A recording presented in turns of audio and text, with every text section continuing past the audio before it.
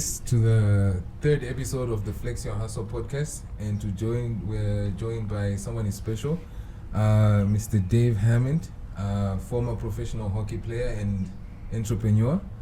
Nice to have you on the show. Thanks for having us. Lovely. We got some nice weather today.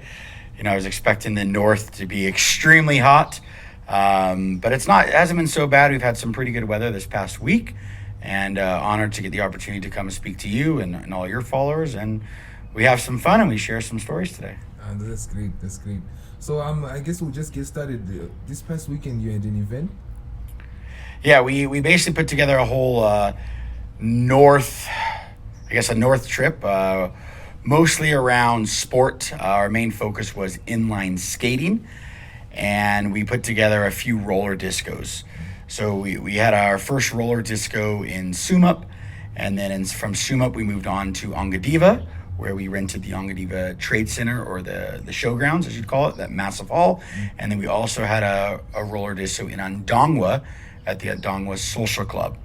Now, with the roller discos, we also had intro to hockey and learn to skate programs that we ran in Sumup, Ongadiva, and Andongwa. And then we also had a PGK advanced hockey course where we ran in Achi-Varongo, as that was the only established inline hockey club on our trip. And then to top it off, we also ran a youth sport camp sponsored by the Makuti Atasha Lodge. We did 2 days of that in Andongwa, where inline hockey and skating was part of it, but we also had tug of war, volleyball, and swimming. So a multi-purpose camp. So a lot around sport, and the biggest thing we did was skating this week. Skating. Yes. And that's great. It seems like you guys have been really around Namibia. So I guess for the viewers, inline skating, what's inline skating? So inline skating, I guess the easiest way to describe it is if anyone's ever been to Cape Town and done that ice skating around the rink, it's very similar. It's just on wheels. We've got a skate that is, all in a row. We've got 4 wheels that are basically lined up in a row, and basically the same size as your shoe, and you just move. Whereas a skateboard, you've got a board. These are just skates, where you'd find most of the kids just out on the street, just skating around for transportation or just everyday recreational activity. My profession is I was a professional inline hockey player, so we play hockey on these inline skates, played obviously all around the world, and the sport is quite big in Namibia. So our Namibian junior men are actually currently ranked 6th place in the world, and our junior women are also a top 8, and we're expecting them to possibly medal. So there is this big movement in inline hockey, but sadly we only currently play the sport in Achi-Varongo, Windhoek, and Swakopmund. So I guess the goal is like to expand to other towns. Correct. So I got together with the national governing body of the sport, which is called NIHA, the Namibia Ice and Inline Hockey Association. I happen to also be the public relations officer for NIHA. So we kind of teamed up on a personal venture of my company coming up here through NIHA, and then my other company with PGK, kind of all in a mix and work together to develop the sport. So while my business is running a roller disco, while my inline hockey company is teaching learn to skate, and while working for NIHA, promoting the sport and providing new opportunities, we are hoping to develop the sport. So absolutely correct. We do want more inline hockey clubs to join our brotherhood or fraternity, as currently we only have 5 clubs right now in the country. And we've kind of got to deal with the Sports Commission that we will work hard to bring the sport to the north. And why would you want to bring the sport to the north specifically? I think the things that jump out to me first and foremost is the majority of the population live in the north. So all the numbers are here. From an economical standpoint, sponsors and charities association, they want us to do stuff in the north. Usually a lot of our activities take place in Windhoek or Swakopmund, but that isn't the true identity of Namibia. So if you break down the true identity of Namibia, the heart and soul, I believe, is in the north. I'm obviously not a Namibian, but from what I've seen, your landscape, your river, your animals, Atasha is considered the north as well. Everything is up here in the north. And when we talk about something such as skating, that's not something major. That's just a normal activity. I have a philosophy where I believe every child should know how to ride a bike, should know how to swim, and should skate. So I just wanted to provide this opportunity to all of our northern Namibians, and whether you're Namibian or not, maybe you're from Angola or you're, from wherever, if you're living up here, to give them the same opportunity as the kids get in Swakopmund and Windhoek. And we had no idea what the response was going to be. I mean, I had this vision that, all the people are going to come, and because the population's here, everyone's going to love it. But no one's seen rollerblades before. No one's tried it before. And, we started in Sumup, and I think we had about 35 kids, mostly Afrikaans. They're mostly playing, I think, rugby and cricket. They'd never seen the skates. They've got field hockey there. And we had this great response in Sumup where, we even left a few pairs of skates there. And now we've got some kids that have signed up with my club in Windhoek, and they want to come participate. So that kind of got our hopes excited. And then we came to the big trade center. Angadiva's got this massive trade center. I was fortunate enough that my colleague brought me up here 2 years ago to be part of the fair. And I said, this place, I could put 2 full-size inline rinks in here and we could really do something special. Had the vision 2 Yeah. years ago. 2 years ago, we've been planning this. And it was just about a matter of time. We had some logistical issues we had to sort out. First of all, we didn't have any skates. There was no skates in the country. And how did you, if you went through such difficulties, how did you manage to push through? If you're saying that you started thinking about this 2 years ago, how did you manage to push through up to today to get to where Well, I needed skates, so I basically just had a meeting with my wife. I got her blessing. I swiped my credit card and I bought a bunch of skates. And then I got the National Federation to also match me on what I bought. So then we were able to purchase 200 pairs of skates, which landed in the country 2 weeks ago. We just got these skates. The people in Angadiva and Ondong were the first people to ever use the skates. Wow. Brand new out of the boxes. And we just came. I mean, now that I bought skates, I have to rent them out and utilize them. So we came here and, Saturday night, I think it was May 22nd, the Angadiva Trade Center, we had maybe 30 people try the disco. There was still word getting out. And then we did a Learn to Skate program on Tuesday, the public holiday, in the morning, and we did that for free. So we did an intro to skate and intro to hockey. We had 140 people that participated. It was crazy. I mean, we were running out of skates. I actually had to pull my staff from Ondongwa because we had 2 events going on to come and give support. I mean, we had 8 staff running around full time just to get skates on children and adults. And the surprising factor was they didn't want to stop after the 3 hours. They just kept skating and kept skating. And the improvement, I mean, from people not even being able to stand on skates in their first 10 minutes to the end, where they were actually skating on their own, enjoying it. It showed myself, and I think some of the other role players in the communities here, that, wow, this sport is viable, it's cost effective, and we can really do something. So it's very exciting times right now. We're in talks with Angadiva right now about purchasing 50 pairs of skates. I've already sold 20 pairs of skates to Ondongwa. And, the next step will be finding a local coach who we've already met with, getting a regular routine where the children can come, twice a week, 3 times a week.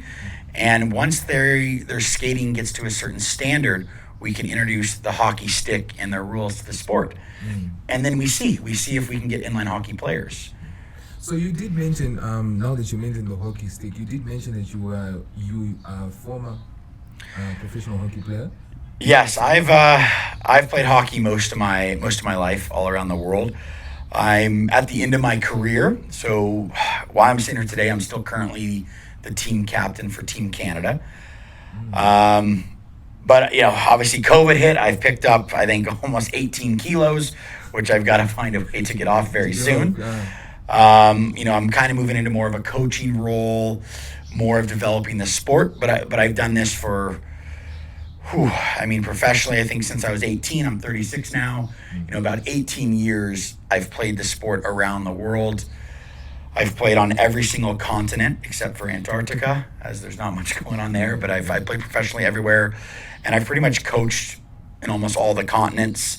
Played a lot in Europe, mostly in Spain, Italy, and France. But as you get older and you want to start, having a family and doing stuff, there's not enough money in inline hockey to sustain yourself. It's great when you're in your 20s. Great. The experiences and the stuff you do is amazing. But, to really be successful later on, it wasn't the right move for me. And I looked at, how can I now get into the business world? How can I now start a company? How can I still do something I love, but make enough money to live the certain lifestyle that I want? And what age were you when you realized that? Because you said that in your 20s you were skating, but what age did you realize? Yeah, I mean, when you're in your 20s, you're invincible, right? You know more than mom and dad. You don't need as much money. It's mostly just for recreational use and having fun. And you're on top of the world. Your body, you're as fit as you can be. You can eat and drink what you want. You don't pick up weight, no calories. You do what you want. But I think once you hit around 30, things start changing. You start becoming a family man. Kids and other people start becoming important in your life. So for me, I think it'd be about time I got married. I got married around 28. That's when my life started saying, okay, my hockey days are not going to end, but they can no longer be the number one focus of my life. I'm going to have to obviously put my wife up there on the totem pole. I'm going to have to start putting my kids. I'm going to now have to start putting my business and my job, because now I'm not going to be only playing professional hockey. I'm now going to be perhaps working for somebody. And I did work for somebody. I came over to Namibia and I worked for the Dome Swakopmund for 5 amazing years. And I was head of sports there. And so then, what kind of sports did they have in the Dome? We started with inline hockey, which is my background. That was our main sport in our kind of initial kickoff. And then, the trustees realized we can't just have inline hockey. We want to develop mini sports. And I think during my era there, we had about 22 different sports, from inline hockey to volleyball, basketball, rock climbing, skateboarding, gymnastics, rhythmic gymnastics, indoor soccer, CrossFit, boxing. I mean, literally anything we get our hands on. And it was kind of my job to bring new sports in and to manage them. And then through that, I moved into the manager of sales and marketing. So then I learned, I got clued up and studied how to be a marketing manager in sales. And then I also got the opportunity to set the gym up, so on a fitness side, because my sport, obviously when I was playing professionally, we had to be in very good shape, and nutrition was highly part of it, and working out on a regular routine was part of my daily, life. You did mention something interesting. You said that you moved from organizing sports to the marketing and sales. How did that happen? I don't know if I got the short straw at the company, but just they put me into this role. I learned to public speak while I was there, and somebody needed to do it, and maybe I was one of the younger members on the staff. I always, I guess, had a way with people, and I knew kind of how to publicly speak, and I got this opportunity to be part of sales and marketing. Of course, I had a team with me, and I got sent to some courses, and I got sent to some expos where I learned. But I think it was just my life skills of being a professional athlete and having the opportunity to be the captain of a national team, which helped me in the sales and marketing, because our sport isn't as glamorous as ice hockey or as football. Which I know in Canada, ice hockey is quite popular. It's massive, and they make millions of dollars. Not the case for us. So I always had to rely on sponsors. But if you couldn't sell yourself, why would a sponsor want to put their logo on your jersey or on your Facebook page? I learned a lot with Red Bull. I was fortunate enough to become a friend of Red Bull. So while Red Bull was active here, which sadly they're not during COVID times, which most of us aren't active, I was a friend of Red Bull, and they taught me a ton on how to build your brand and market. And then we had to set up the Facebook pages and the Instagrams, and just learning how to simply do a post. I never did that in my youth. I didn't know how to utilize the smartphone. How old were you when you learned these things? Late 20s, I would say. At 28, 29 is when I started learning. I'm still learning how to use Instagram. I'm not as comfortable with it, and I know Instagram is now old to the young kids. It's now TikTok and Twitter and whatever else is out there. I'm comfortable on Facebook. I now am confidently tagging and doing posts, and it's amazing how important these platforms are. You don't realize it when you use it. You don't realize that likes and shares actually can turn into revenue. Exactly. You don't realize it. And I think the reason a lot of people don't realize it is because they are viewing it from the consumer perspective. We are always on the phone consuming content, but then we don't realize that we could actually be putting out content that could produce revenue. And it's subliminal marketing. some people believe in ambush marketing. We're just going to flood the market with this and that. The fact of the matter is, we don't know what we want. I didn't know I wanted to speak on a podcast today. If it wasn't for you marketing your brand and being there at my event and filming, I wouldn't be sitting here today. So you have to put yourself out there. And I think a lot of people struggle with that is because when you do put yourself out there, whether it's to be a good student, whether you're trying to find a partner in life, or whether you're marketing your event or your brand, there's going to be a big percentage that a lot of the time you're going to be rejected. And I think that's scary for people. And just the fear of rejection. Yeah, so people would rather not try. Because if I don't try, then no one can say anything for me. I didn't fail. But really, by not trying, you are failing, because nobody cares how many times you fail. You hear about all the successful stories of athletes. Even if you look in football, Messi and Ronaldo, these guys also had their struggles. Whether it's injuries, whether it's being on a bad team, they weren't always at the top. They did have struggles and they had to put extra effort in, but they weren't scared to fail. So they keep trying. They don't talk about all the goals they miss. They talk about the things they do well. Yeah. I'm not going to sit here and tell you how many times I've failed, how many times I've lost games. I would share with you I'm a 3-time world champion. But yeah, to become a world champion, I lost probably 1,000 games. Yeah. It was a journey. It didn't happen right away. I can still remember when we were 15th in the world. We were the 15th ranked country in the world. And we worked our butts off for years to move up to 9th. And that was such an achievement. And then we got to 9th, and now we got a little attention, a little bit more sponsors, so we could attract better players. From 9th, we went to 7th. From 7th, we made a jump to 5th. And then surprisingly, we got a bronze. And then from bronze, we were fortunate enough to win a gold, and we stayed on top for a couple of years, but it was a long, long journey. And being an athlete, it is so tough to stay on top.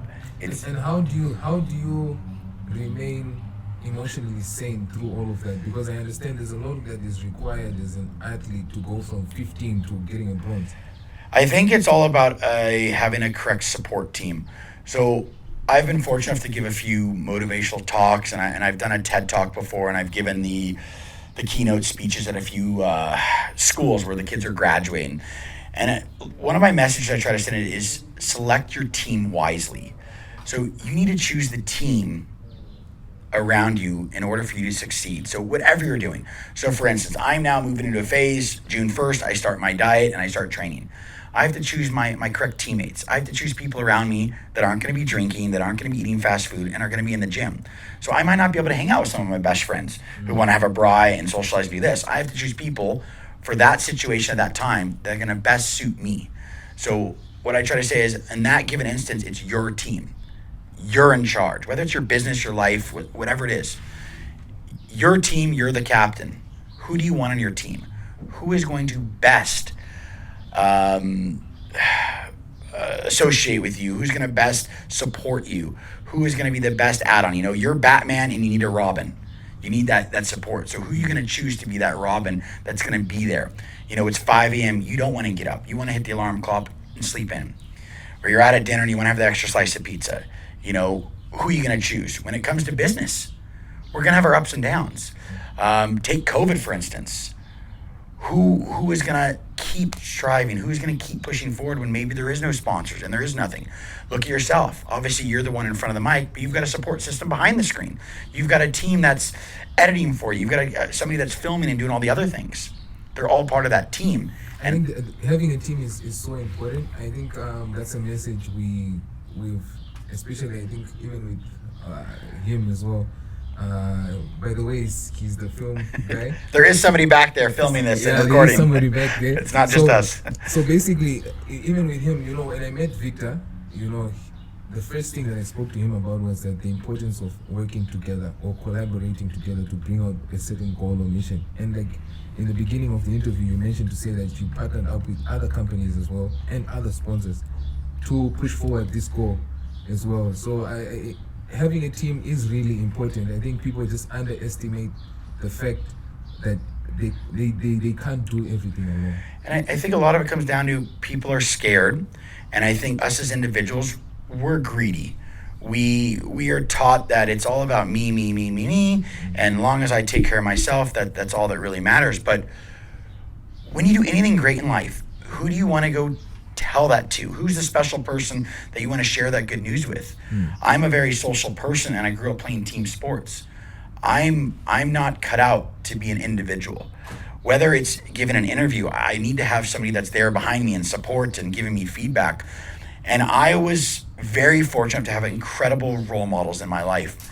And I had role models that are much older than me, people that are experienced. So I looked for people that had an expertise in my shortcomings. And I find a lot of people don't want to admit that, but people only want to talk about their positive. They don't want to admit where their shortcomings are. I know I'm not good with numbers and I'm not good with accounting. So I teamed up with people that have that accounting background.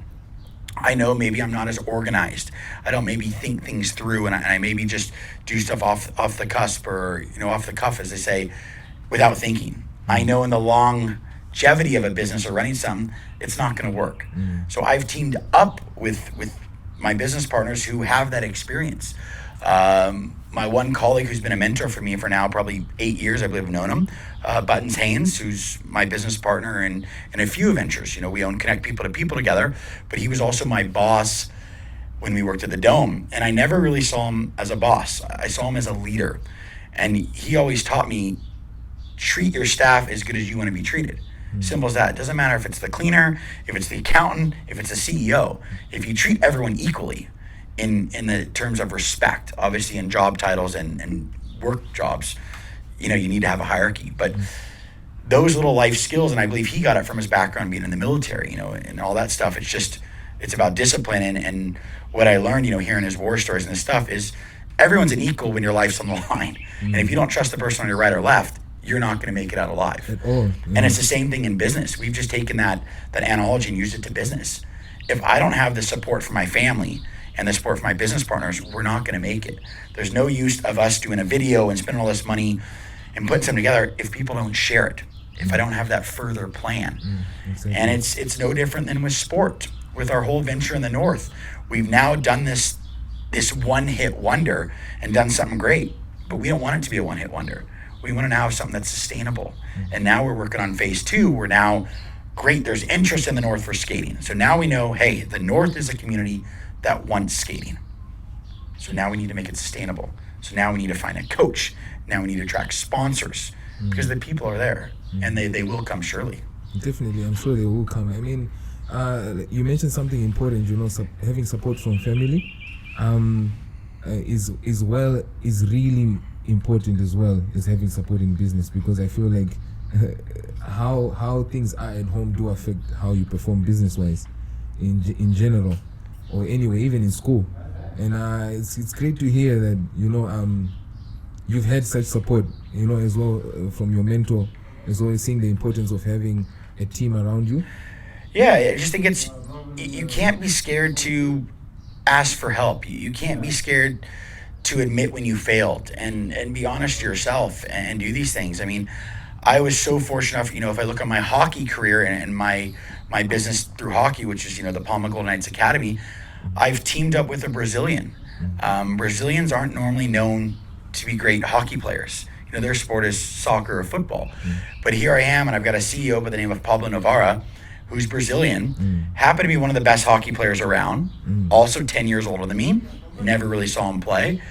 And I reached out to him for support on Team Canada. I wanted to make him my assistant coach and to be involved. And he explained this project he's working on, giving back and taking our sport around the world. And I loved everything he said and everything he stood for.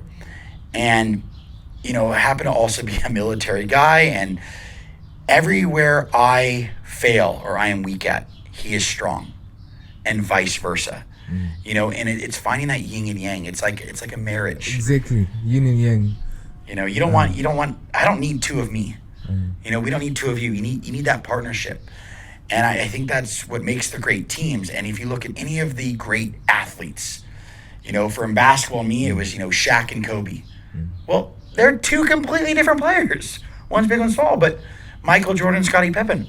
I don't know the soccer players as well, but I'm sure Ronaldo's got a right one, and I'm sure Messi's got one. You need that counterpart. with anything. In hockey, I could give you 1,000 because, I know all these things. Sport, It's my sport. It's what I follow. But there's always somebody else there that's maybe in a lesser role, but they're just as important. The quarterback in American football is nothing without his offensive lineman. Nothing. And I think that's what's important. And if you look at a company, a CEO is nothing without its top management, is nothing without its lower level income managers. It's nothing without its cleaners and security. And when we talk company wise, they say the first person that greets your clients is security. When you walk in, the security, it's not reception. It's already at security. It might even be the parking guard. Here in Namibia, things are a little bit different. So how are they dressed? How do they look? How do they communicate? It all is a reflection of the company who's run by the top dog, but it's all a reflection. Your staff, I was fortunate enough to be the project leader here, but I had 7 other people here on my team. I couldn't have done this in the North alone. Impossible. Even if I think I could have, no way. It's impossible. And here I had a team of 8 that were physically here. But how many people were part of my team that I didn't mention? I got the support from the Sports Commission. They're part of my team. I got the support from the NIHA president, part of my team. My business partners, my family, they're all part of that team. So we say 8 staff came to the North, but really we probably had a team of 20. Yeah. There was probably 20th that were involved. Maybe it was setting up a marketing campaign or setting up a radio interview or a newspaper ad to do exposure. Maybe it was the transportation company that got the skates to me. Maybe it was my family and kids who allowed me to be, whoever it was, they all played a role. Whether big or small, they were on my team that made this event happen. And I believe that's why it was such a great success, is I didn't just have one person believing in it. I had an entire team believing. And now that we've seen our success and we've done 140 people at one time on a public holiday during school holidays when most of the people are gone. I mean, imagine when COVID is gone. Imagine what we could do when the restrictions are gone. Not even a question, if we can get the skates here, 1,000 people can be in that trade center at one time skating because the hall is massive and it doesn't take much effort. We went from people for 5 minutes and later on they're skating. Now, if we have a regular routine here and there's regular practices and we create this opportunity for the general public where now they can come and they can pay $10 and they can skate, and we've got them in multiple towns, not just in Namibia, but we have them in Ondongwa, we have it all over. And every little community hall or social club has a pair of skates that you can rent out. Imagine the skaters we'll have here. And then you look at that, who knows where they can go. So there's 11 different disciplines under World Skate, which inline hockey belongs to. Skateboarding is our top sport that's in the Olympics. But there's speed skating, there's inline alpine, there's skater cross, there's roller derby, there's artistic. There's many sports, it's not just inline. And Northern Africa excels in some of these sports on wheels. Like they're some of the better athletes in the world. So which athletes do you know, have you worked with in Northern Africa? So I don't know their names, but we're part of the Olympics. Obviously, everyone knows, but before you get to the Olympics, there's an event called World Games. Okay. Now, World Games is all the sports trying to get into the Olympics. Okay. So I was at the World Games 4 years ago. I believe it was 4 years ago, if not 8, where sevens rugby was still trying to get to the Olympics. Softball, sumo, tug of war. And they have all these sports on skates, like high jump on skates, all the tricks, all these crazy things. And now we've got skateboarding and snow and surfing and rock climbing in the Olympics. But this is where they kind of audition. So I go to these events as an inline hockey player representing Canada, and I get to experience all these other wonderful sports. I get to see them. And I could not believe how many Northern African countries were playing. We're actually there, yeah. We're there. So inline hockey is only played in Namibia. That's the only country in Namibia that plays inline hockey, which is one of my jobs. I want to change that. But other sports on wheels, speed skating in Congo, Egypt, they're excelling at these things. Morocco, it's amazing what they're doing up there. Skateboarding is now the big boom around the world. It's now being tagged as the number one sport in the world. And for me, skating, I think the only person that I know is Tony Hawk. Yeah. Yeah. And, look at that thing. Look what Tony Hawk did. It was one person now put on a video game and done something. And I think it's about creating a role model, having that role model, and then creating an opportunity. Because if an opportunity is not provided, how can we grow up and try something? I believe it doesn't matter where you're born, where you're from, is going to determine if you're a top athlete or not. Because if you look at the Olympics and the top athletes around the world, they're not all Americans. They're from everywhere. We've got some of the best swimmers in the world from South Africa. Well, why? What's South Africa? What's so special about South African swimming? But some of the best swimmers in the world are from there. The runners, Ethiopia and Kenya. Well, those aren't wealthy countries. They don't have great economies. But some of the best runners in the world come from there. Jamaica. I mean, they don't have, now I think with the Usain Bolt era, they've probably got tons of money in their athletic program, but it doesn't matter where you're from. It all matters on now the opportunity. But if there was no running in Jamaica, how could the next kid become the Usain Bolt? He wouldn't have been exposed to that. So I guess your goal is to create opportunity for the youth to get into the skating, inline skating here in Namibia? 100%. I think it's an opportunity. We need alternatives to drugs and alcohol. We need alternatives to our smartphones and our tablets. We live in a world where everyone they sit on the phone and the kids live there. Obesity rates around the world are higher than they've ever been. Is it because our food's gotten worse? Maybe. I don't know. But it's because of the distractions. Look how easy everything is. Namibia and Africa as a whole, I think we're still quite a bit behind the rest of the world. But the rest of the world, everything is done by your phone. I mean, you can delivery. I mean, we've got, what do we got? Tap a Meal, we got Mr. Liberty. We don't have to go anywhere. We just press on our smartphone, the stuff comes to us. Everything is so easy. Banks, there's drive-through ATMs. Look in airports, there are walk-a-lators. We don't do the basics anymore. Was another reason why I think the North, we have better athletes because they don't have these opportunities. The kids walk to school and they walk far. We don't have those luxuries in Windhoek. How many of the kids walk to Windhoek as a whole, as a community? Most of them are being driven or by a bus or by a taxi. But up here, look at everyone. It's tough to find somebody out of shape up here. Yes. Everyone's in shape because they have to. They have to. It's survival mode, right? Now, I understand the conditions are much harsher. So I can fully understand that. But they're athletes. So if I take that athlete and teach them how to skate, why wouldn't they become somebody great? Why wouldn't we have more national players coming from the North?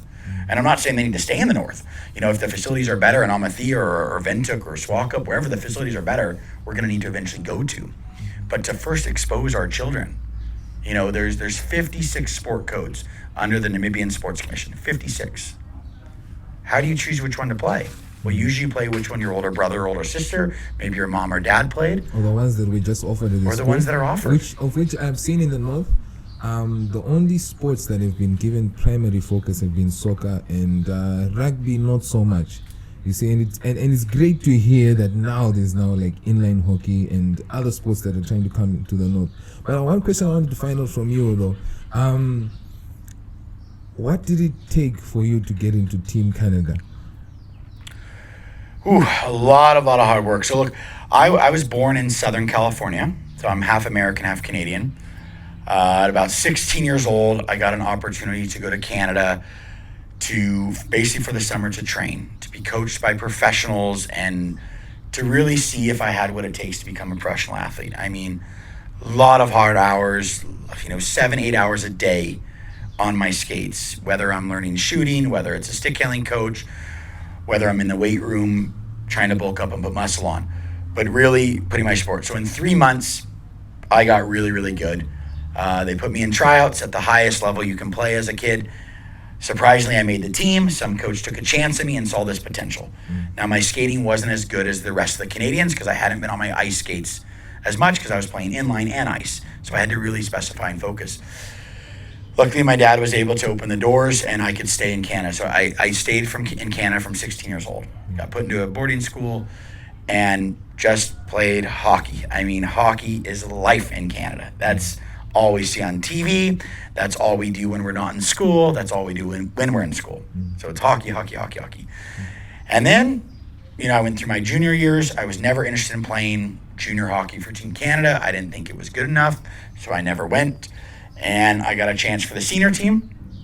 I got invited to Team USA's camp, but at that time the Americans were the top of the sport, and you weren't going to make the team. The team was full. The team was full, so there were no spots. But they were inviting a couple young prospects to just go to the tryouts because maybe in a couple years they can make the team. So why did you still go if you know that? So I didn't go to the American one. Okay. So at the same time I got an offer for the Team Canada tryouts where there were 2 spots open. So same thing, these countries were so good, the players are all professional. It was really hard to get a name because you can't create a name for yourself unless you get on these teams and start playing the tournaments. I'd created a little bit of exposure for me in my minor hockey and playing local tournaments and a few international things. But Canada had 2 spots open. So I went to the tryout, had a very good camp, and I got selected to the team. And, I moved my way up to the second line, and by the end of the tournament, I was fortunate enough to lead the tournament in scoring, at 18, 19 years old.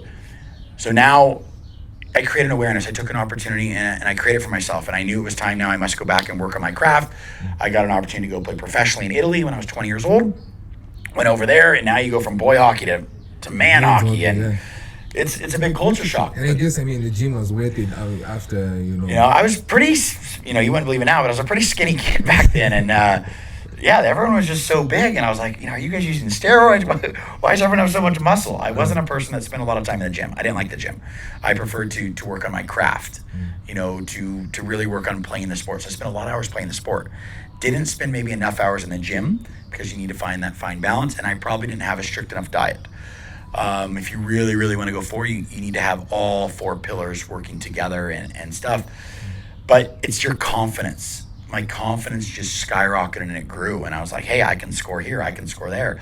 I believed at one point I could score on anyone at any given time. And it just kept growing. Didn't matter how big the stage was.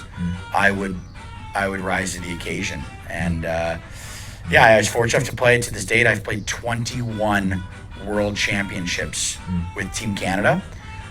Some of them, we were playing 2 or 3 a year, depending on if it was Olympic year. But it's been an incredible journey, and the things that I've learned from playing on Team Canada has been life changing, and it's shaped me to the person I am now. It's helped me in business. It's helped me with all these things. I think it's who I am today, and I'm very fortunate enough that I can own companies now involved in hockey. We've just registered a company called HG Sports. And with that company, we now own skates, which we're now renting out around the country, and we own a rink. So we've now bought a professional inline hockey rink with the boards and the glass. And where is the rink? It's on its way. So it's being put on the water. I just got an email this morning on June 7th, and it's supposed to arrive July 10th. And now we'll have this rink where most of the time it'll sit in Windhoek, where I own my hockey club, the PGK Warriors. But the rest of the time, we're going to take it around the country. And I have big plans to bring it up here to Ongadiva. Because of that trade center, I can put it in that trade center. Maybe we set up there for a month.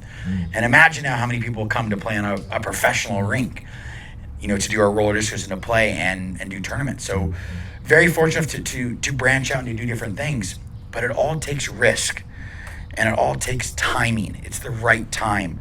I looked at COVID and I saw opportunity where a lot of people maybe saw despair and what are we gonna do? And my life's over and everything's changed. It gave me a chance to relook at my life and where do I wanna go? What do I wanna do? What type of events do I wanna run? I spent 5 years running events, big events, parties, all different things. Well, which ones do I like? I ran them because I had to. Now I'm kind of in a situation where I'm choosing which ones to organize because nobody has money. No sponsors are giving stuff out. So I might as well choose the ones I like and I can be passionate about. So if I don't make money, at least it was something that made my heart feel good. At least I did something that I enjoy. So coming up and doing these roller discos, part of it was a business. But if I didn't make any money on it, at least I did something I enjoy. At least I ticked that other box of, hey, this is my passion. It's how I can give back. How can I give back to my sport? Everyone asks, what can you do? What can they do for me? What can they do for me? But the question you ask is, what can you do for them? What can I do for inline hockey? Inline hockey's given me a lifetime of memories. It's kept me out of trouble. It's let me travel the world. What's your favorite memory thus far of inline? Well, winning the world championship. I mean, it's so hard to win a world championship. That is by far has to be the greatest memory I've ever had in my sport. I think being the captain or assistant captain, they're nice accolades, but really for me, it'd probably just be playing cards with my Canadian teammates, sitting at a world championship in a foreign country the night before a big game. You know, where we're not supposed to be drinking, so we play a lot of cards, just talking nonsense, and those memories I'll have for the rest of my life. I'm actually taking a lot of the guys in a month. We're going to June, we're going to Spain, we're going to go to Barcelona and play.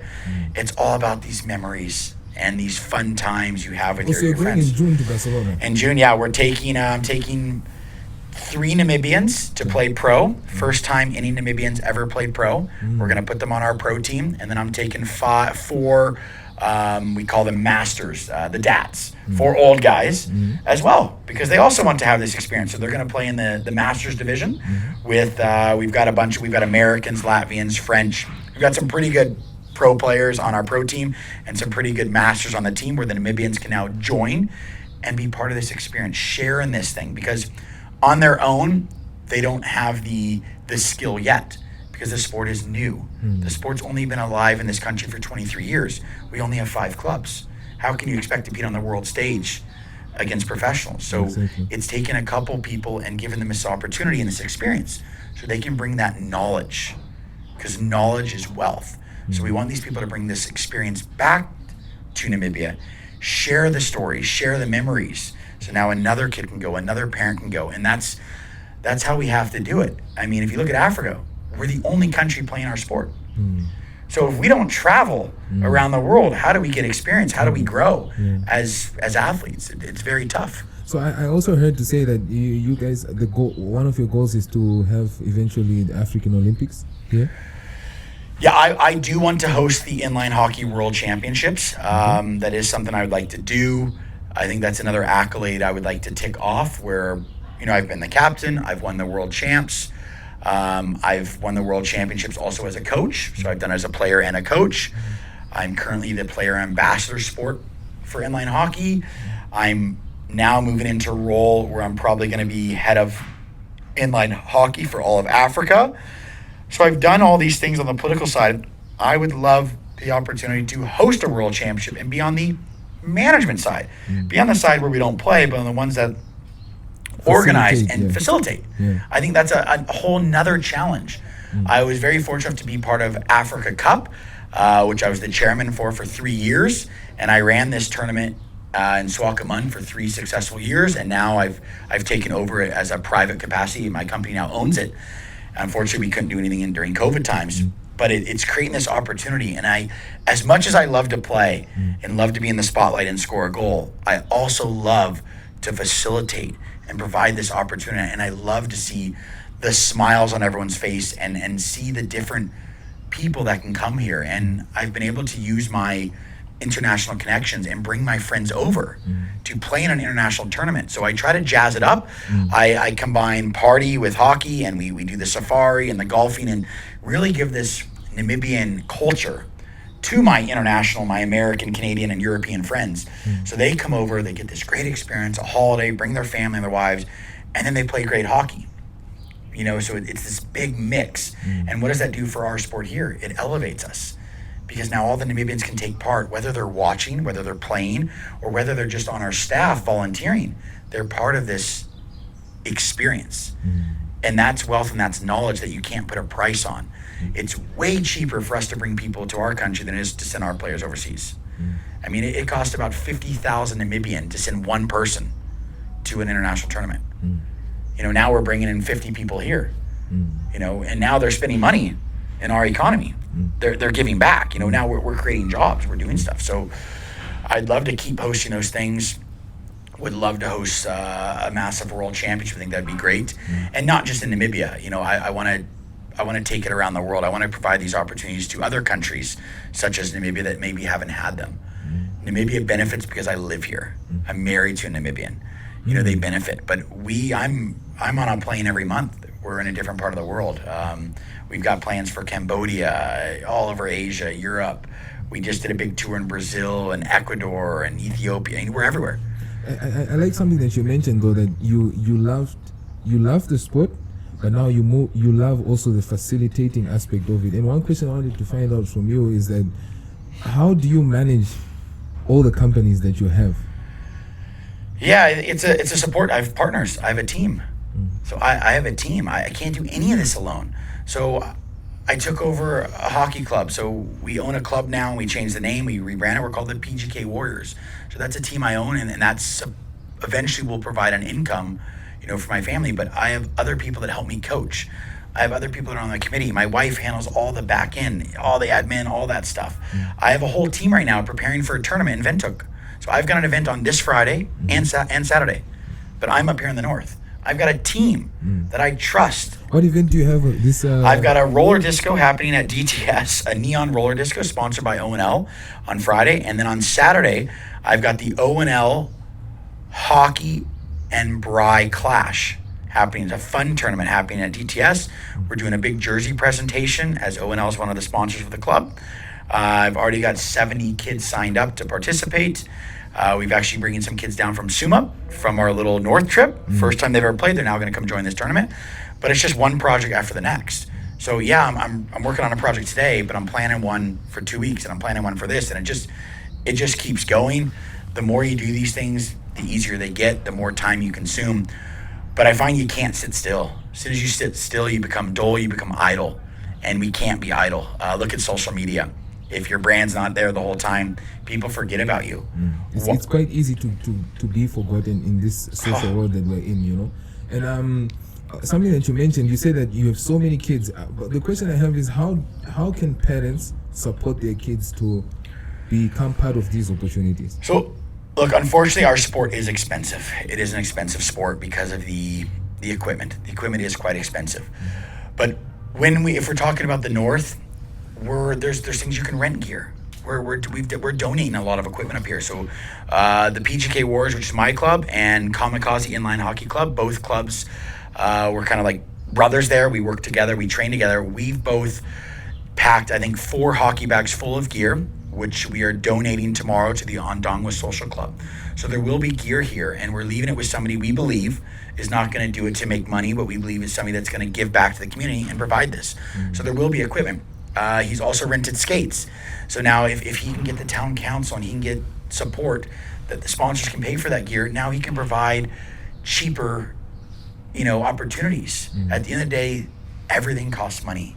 Whether it's somebody's paying for that, whether it's government, whether it's private sector, whether it's sponsors, somebody's paying for that opportunity. So it's holding hands and working together. And once these people show it, I'm convinced. Why wouldn't a big bank or a big company want to put their brand on a community and social project like this? Why wouldn't they? If it's keeping the kids off the streets and they're doing something they love, the product sells itself. The people do. I'm not up here to sell the product and to force people to play inline hockey.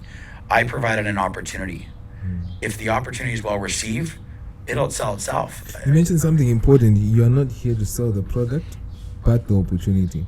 And I guess that's something that in business, a lot of people need to understand is that you may have a product, and you may think that it is the best, but how it benefits or what opportunities it brings to the ideal person is what actually makes the product viable or makes it sell.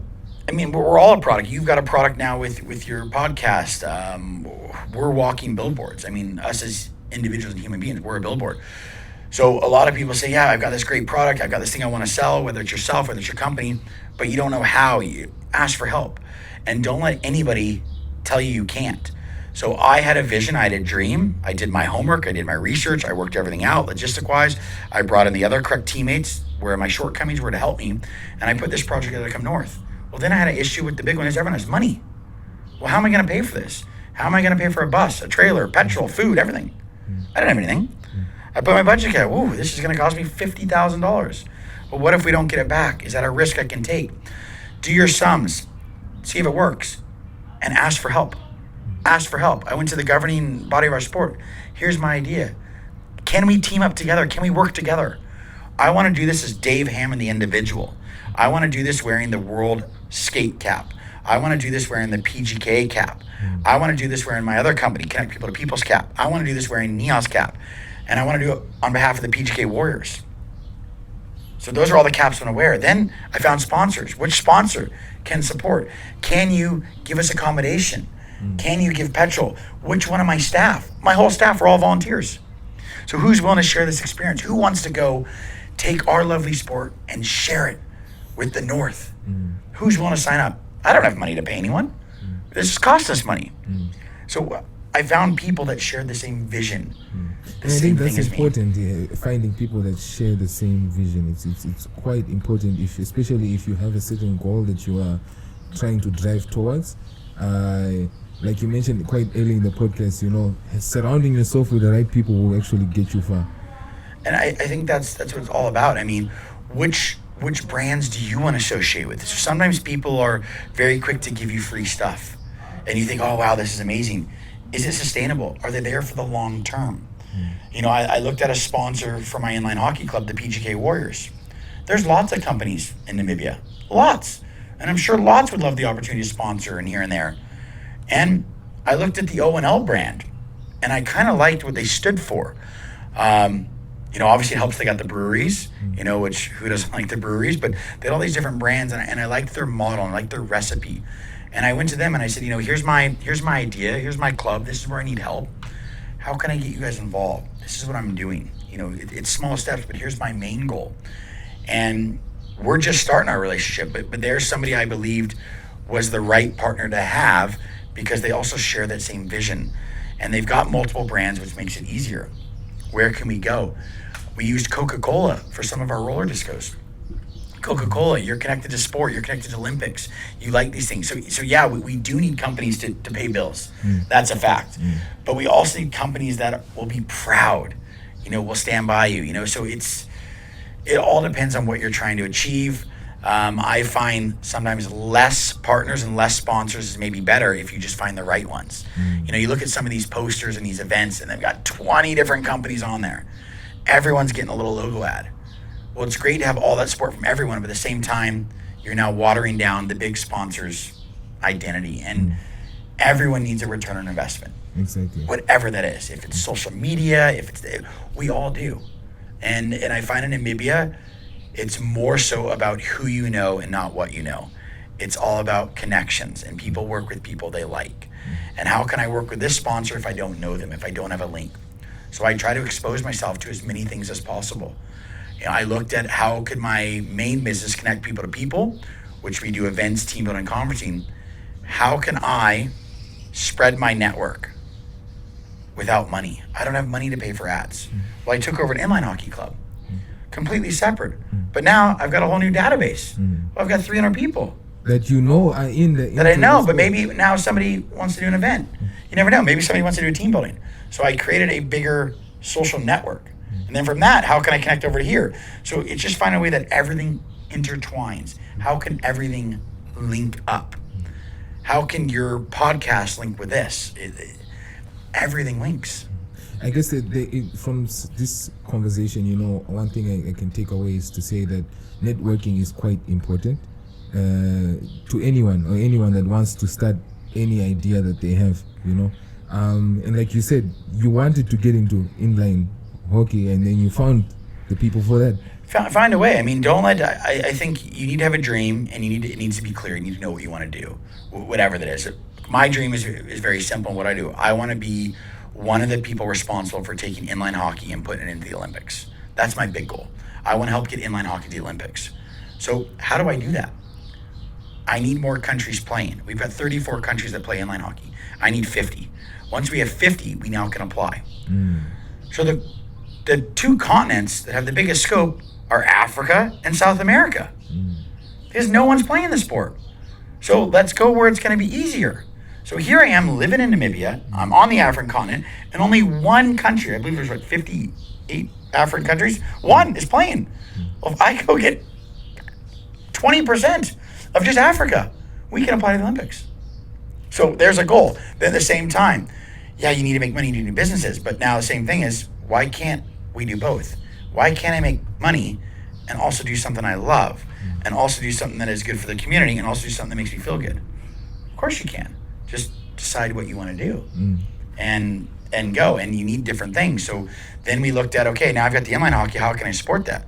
Well, I need to set up a new company that's going to bring in skates and a rink. Because if that's my goal there, somebody has to do this. I can't wait for the governing sport, or I can't wait for somebody else, a miracle to happen and just put skates in the north or just put a rink there. I must find a way. So you must put your money where your mouth is sometime. And it's a big risk. But that's what I'm doing. I'm now, okay, this company will facilitate this part of my goal. My hockey club will facilitate this part of my goal. My work I do with PGK as a whole will open the doors for my sport around the world because we offer free hockey camps. We've got such wonderful sponsors behind us. We're not allowed to charge money. We go anywhere in the world. All you have to do is apply on our website, sign up for a camp. We come to you. Our sponsors pay all of our flights, our food, our accommodation, everything. And we go there with world champion coaches and offer free hockey clinics. I mean, where else? You don't get that anywhere. It's actually an amazing thing. And it's great to hear that such things are actually possible in Africa. And I mean, it would be important for all of us to think about one day having such kinds of arrangements in other sports as well, to expand, to broaden the scope of it all. Yeah. I also wanted to find out, you said the company is Connect. Connect people to people. Okay. Obviously, the acronym would be CPTP. Okay. So we do events, team building, and conferencing. Okay. Based in Swakopmund. I've got two other partners there, Buttons Haynes and CB Von Sale, where we're all three directors. Okay. We previously worked for the Dome. Then we previously rented from the Dome. COVID hit. Has really turned our company upside down. It's been tougher than anything. Conferencing died in the country. Can't do any conferencing. Events died in the country for now 2 years. We still can't host an event over anything. But we're still idle. We're still have a heartbeat. We're there. It's obviously not good during COVID times, of course. Bills pile up. But we've got we just did these roller discos up in the north, but we've got a big event coming up on June 26th in Oshakati. We're hosting the Volley First, which is basically similar to Volleyball for All. We're going to have a massive volleyball tournament. We're trying to get Gaza there. With that, we're doing a color run in the morning, where they do a 5K run, just throw color at everyone.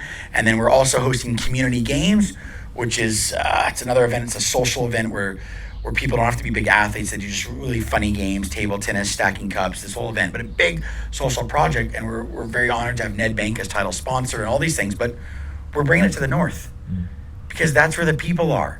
And the north also needs stuff. And we plan to also do stuff in the south and all over. And then from Namibia, we branch out to other countries. But you have to just keep trying. And it's been frustrating. We've changed the date 8 times because of restrictions. Okay. It is frustrating because these events, we target over 1,000 people. You need numbers on some of the events to make it worth your while. It's very expensive for us to get up here. Petrol, accommodation, renting a car, food, it adds up just on expenses. But I know these events will be a success because the people in the north have shown me that. The people have shown me they're hungry for stuff. There's not much activity going on in the north. There's not as many opportunities, but all the people are here. So instead of charging $100 entrance, what if we charge $10, but we had 10 people? You can still get to the same number. It's just how you just have to rethink, go back to the drawing board and rethink your structure. That's what we're doing with inline hockey. We don't want to be a C-level sport in the country.